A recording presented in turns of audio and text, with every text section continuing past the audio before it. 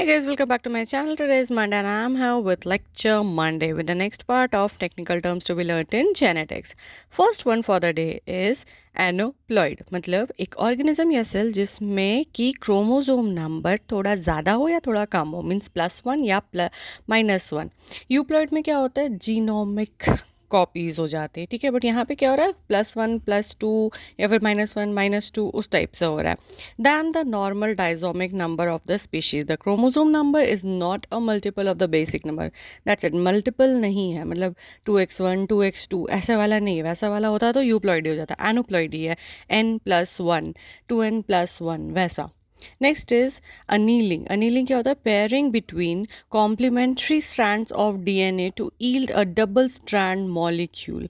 हम लोग क्या करते हैं अनीलिंग करते हैं ताकि हमें डबल स्ट्रैंड मॉलिक्यूल मतलब उसका कॉपी बन रहा है, ठीक है। उसके बीच में फिर उसका कॉपी जो होता है उस दोनों के बीच में जो पेयरिंग होता है उसको बोलते हैं।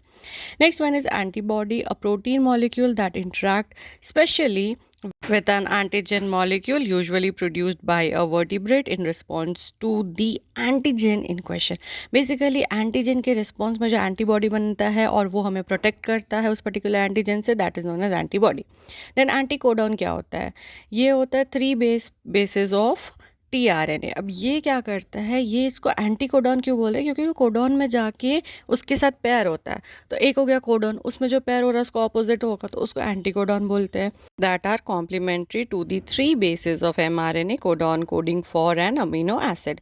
एंटीजन क्या होता है हम लोग पहले ही देख चुके, उसके अगेंस्ट में एंटीबॉडी बनता है। Substance usually a protein which react with an antibody, usually it includes specific antibody production when produced in a living vertebrate in which it doesn't occur naturally. मतलब मेरे लिए फॉरेन मटेरियल जो मेरे body के अंदर आ गया है वो हो गया एंटीजन, और उसके अगेंस्ट पे जो उसको रोकने के लिए मेरे बॉडी को बचाने के लिए जो बन रहा है that is antibody. Next is anti sense strand. एक होता है सेंस स्ट्रैंड, एक होता है एंटी सेंस स्ट्रैंड, ठीक है। Strand of a DNA duplex that is transcribed.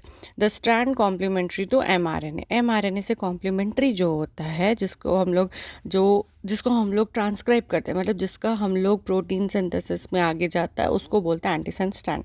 Next is apomixis, development of an embryo या फिर seed and seed without fertilisation.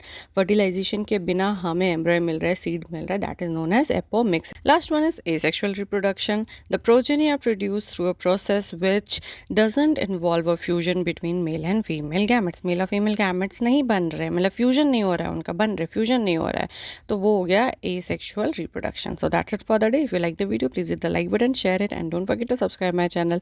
I'll again come up till that. Take care. Bye bye.